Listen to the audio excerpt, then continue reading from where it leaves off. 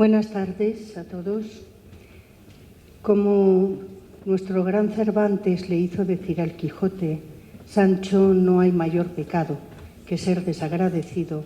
Yo no quisiera comenzar mi intervención pecando y, por tanto, quiero agradecer a los organizadores de este evento, al Consejo de la Judicatura, muchas gracias, doctora Maldonado, y a la Universidad de La Rioja, muchas gracias, rector, y a todas las personas intervinientes en esta jornada y a los compañeros de gran calidad que me acompañan, así como a todos ustedes.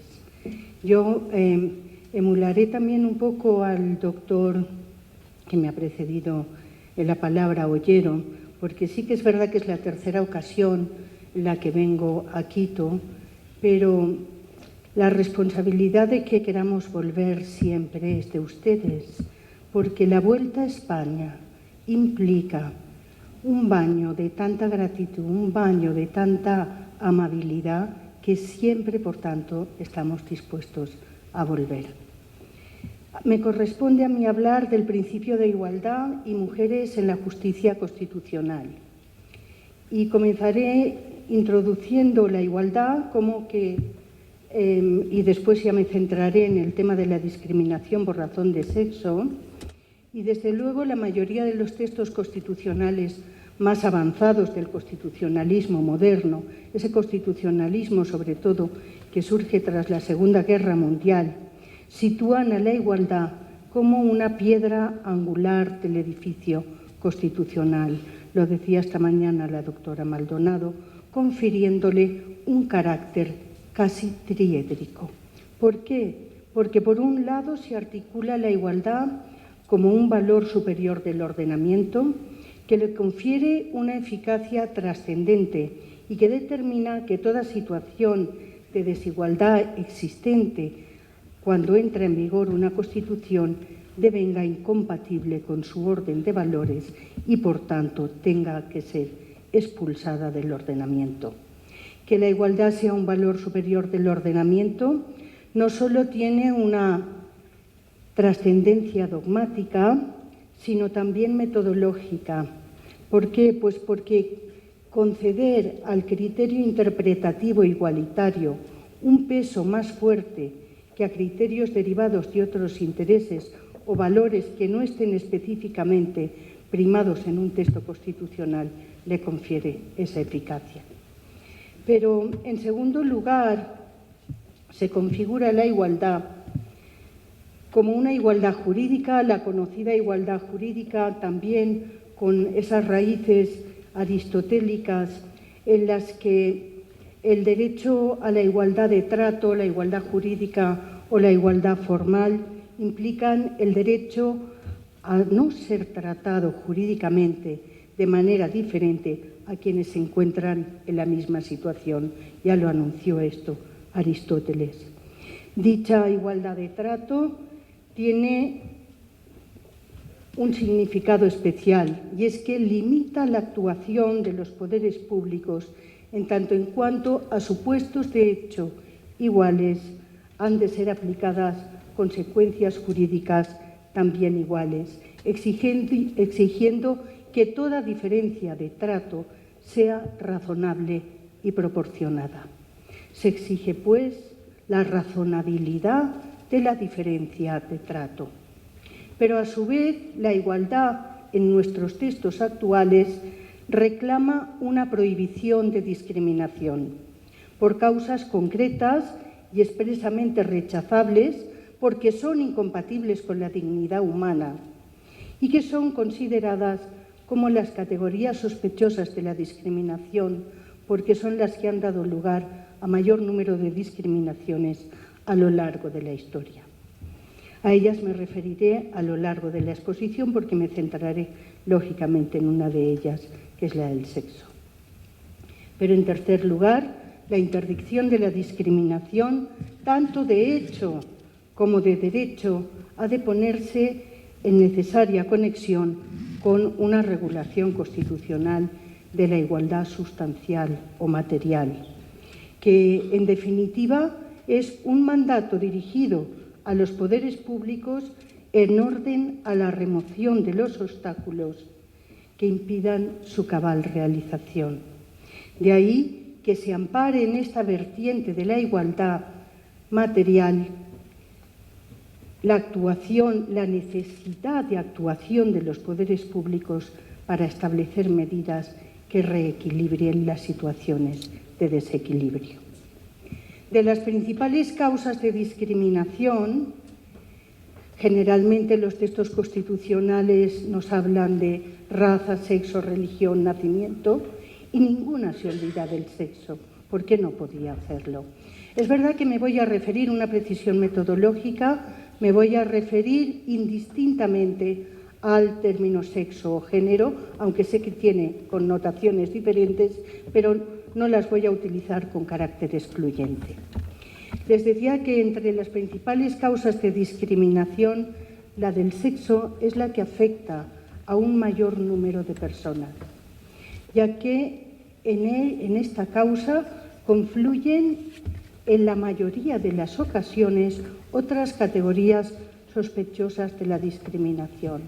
Es decir, el sexo es un motivo que siempre se adiciona a otros, a raza, a religión, etc.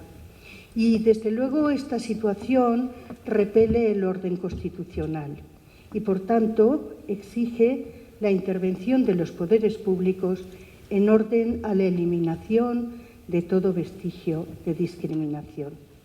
En esta intervención me corresponde muy sintéticamente, claro está, analizar primero la contribución de la jurisdicción constitucional para combatir y superar tal discriminación y después ver cuál ha sido el reflejo en los órganos jurisdiccionales. Esta cláusula, lógicamente la del sexo, es la que ha dado lugar a un mayor número de pronunciamientos jurisdiccionales, siendo pionera en muchas ocasiones para la creación de categorías discriminatorias, la de la raza. Sin embargo, el sexo, si analizamos la mayoría de los pronunciamientos en derecho comparado, es la que ha dado mayor a un número de sentencias en este caso, porque no es gratuito. Seguramente la realidad, tanto normativa como fáctica, con la que se han encontrado los órganos jurisdiccionales, le han conducido a ello. Ciertamente, muchas de las categorías surgidas para paliar la discriminación son de construcción pretoriana. Medidas que en buena medida irrumpen gracias a un cierto activismo judicial, ya que sus sentencias han constituido el vehículo apropiado para introducir en muchos ordenamientos las distintas medidas antidiscriminatorias, así como para construir una visión más cabal y completa de la igualdad en el marco del constitucionalismo actual. En su estudio hay que referirse a decisiones tanto de tribunales nacionales como internacionales, pues precisamente en este campo nos encontramos con que a través de las conocidas traslaciones de estructuras conceptuales han ido fluyendo y calando en muchos ordenamientos estas categorías, de forma que hoy contamos con ciertos conceptos que conforman, primero elaborados en muchas ocasiones por los tribunales, gracias a ese activismo judicial, y no lo digo en términos peyorativos, todo lo contrario, gracias a ese activismo judicial que ha contribuido a crear esas categorías antidiscriminatorias que después se han trasladado a muchos ordenamientos y las podemos encontrar ya en distintas clases de ordenamientos. Esto ha contribuido a que podamos hablar de un cierto jus comune en materia de igualdad, porque todos estamos bebiendo de dichas categorías. Y esas categorías son complejas y a veces son seculares y yo he puesto aquí una especie de entramado para que se vea la complejidad del entramado y cómo se ha ido recibiendo en nuestros ordenamientos. Porque, en primer lugar, la discriminación directa puede ser algo meridianamente claro, esa discriminación que se produce cuando una persona es tratada de forma menos favorable que otra en una situación análoga. En este caso, por razón de género, y ello sin que exista una justificación objetiva y razonable. Nos encontramos con muchas categorías dentro de lo que suele ser la discriminación directa, que no todas pertenecen a cortes constitucionales y van a ver ustedes cómo me voy moviendo por distintos tribunales. Pues, por ejemplo, han ido surgiendo las instrucciones para discriminar elaboradas por la Corte Constitucional francesa, por la Corte de Casación francesa, Las diferencias salariales basadas en el sexo constituyen una discriminación clara por razón de género. A igual trabajo, igual salario todavía no es una realidad. Hay una brecha laboral, hay una brecha salarial importante y pese a todas las medidas que se han ido adaptando, siguen los tribunales día a día sentenciando que las diferencias salariales por razón de género constituyen una discriminación directa. Del mismo modo que también constituyen discriminación directa los tratos desfavorables basados por embarazo y maternidad, a los que me referiré al final de mi intervención, porque constituyen lo que hoy en día es también la denominada discriminación estructural. Constituye también una clara discriminación directa por razón de género y tantas sentencias de tantos tribunales podemos encontrar las relativas al acoso sexual o, por supuesto, la violencia de género, la cruenta violencia o la atroz discriminación directa por razón de género manifestada en la violencia. Violencia que en el marco del género se basa y se explica en razones de discriminación, al ser una expresión de la desigualdad que ha desembocado en una concepción de dominación por parte del varón y la consustancial postergación de la mujer, posición radicalmente contraria a todo texto constitucional.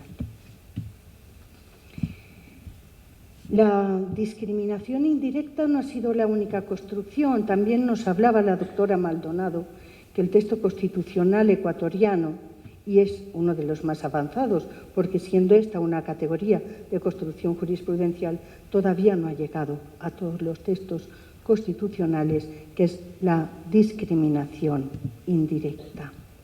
Discriminación indirecta que es de creación del Tribunal Supremo de los Estados Unidos, que lo inicia esta categoría en el año 1971.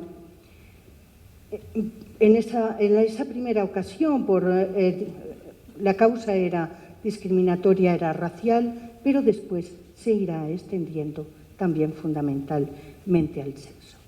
Esa discriminación directa ha ido incorporándose a nuestros ordenamientos, pues en nuestro caso, porque la recibimos a través del Tribunal de Justicia de la Unión Europea, después irá pasando a directivas y después la iremos incorporando en nuestros ordenamientos. Eso es una realidad innegable, la prohibición de discriminación indirecta.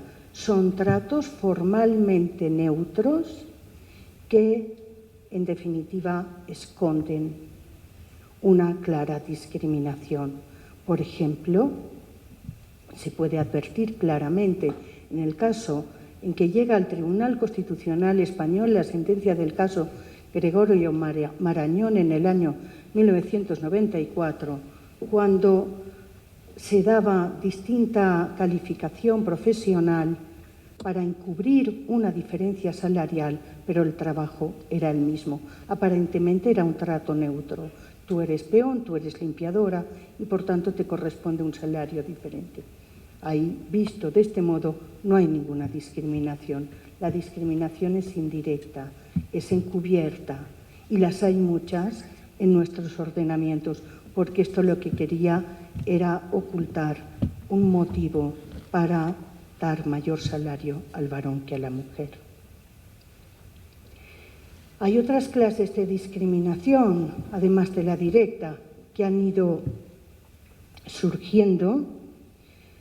La discriminación por asociación, construcción del Tribunal Europeo de Derechos Humanos en el caso Coleman y que ya vamos nosotros incorporando en nuestros ordenamientos. En este caso, no se está discriminando a la mujer por el hecho de ser mujer, sino que se le discrimina porque tiene un hijo discapacitado, por ejemplo, y entonces se asocia la discapacidad con la mujer y, por tanto, se le niega el contrato de trabajo por asociarle. Del mismo modo que un concepto muy interesante, pero que está resistiéndose mucho a entrar en los ordenamientos, que es el de la multidiscriminación. La multidiscriminación es cuando una mujer es discriminada por varias causas. Mujer, gitana, de color, confluyen diversas causas de discriminación. Pero en nuestro caso la justicia constitucional española todavía no lo ha recibido, pero es curioso que sí que hay una sentencia, la BS contra España, del Tribunal Europeo de Derechos Humanos, en la que condena a España por multidiscriminación, y ya posteriormente el Tribunal Europeo parece que va cogiendo esta categoría para asentarla en el caso Sousa de Pinto contra Portugal, en la que asocia a la mujer y la edad, dos causas de discriminación. Por tanto, podemos comprobar cómo existe toda una construcción bien tramada, gracias, insisto, en muchas ocasiones a ese activismo judicial y que ha ido incorporándose a todos los ordenamientos. Pero solamente con la prohibición de discriminación no es suficiente para acabar con las desigualdades. El derecho neutro no acaba con las desigualdades. El derecho neutro no es neutral y, por tanto, no acaba con las desigualdades. Para acabar con las desigualdades se requieren las medidas de derecho antidiscriminatorio.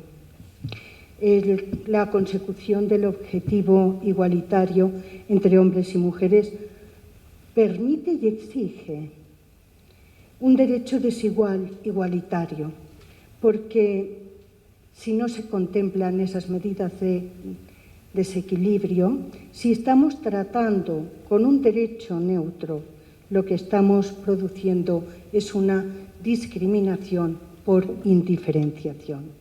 De ahí que hayan surgido distintas medidas como las acciones positivas. Su origen se sitúa en Estados Unidos tras la Segunda Guerra Mundial, que son medidas de impulso y promoción, pero hay otras que son mucho más intensas, también de derecho antidiscriminatorio, como son la discriminación inversa y el sistema de cuotas. Son construcciones, todas ellas loables, que han salido, insisto, en la mayoría de las ocasiones de órganos jurisdiccionales de diverso orden, que han llegado a los ordenamientos, pero donde yo quiero llegar es, han pasado a la sociedad. Y porque es más fácil, decía Tomás y Valiente, decía, es más fácil reformar una ley que reformar la realidad social. Y es verdad. Nosotros tenemos hoy en día leyes que combaten la discriminación, que procuran una construcción cabal de la igualdad en todos sus términos, pero la realidad es más difícil de cambiar. Y en esa realidad tan difícil de cambiar, quiero reconducirla para terminar al orden judicial. Y precisamente lo hago en un contexto en el que se puede decir que son ustedes pioneros. El hecho de que esta mañana haya habido aquí varias mujeres como órganos de representación máxima y aquí la doctora Maldonado es un buen ejemplo de ello, significa que va llegando la igualdad también a los órganos jurisdiccionales, pero con cuentagotas. Ustedes son un ejemplo, pero no son la generalidad. Y por tanto,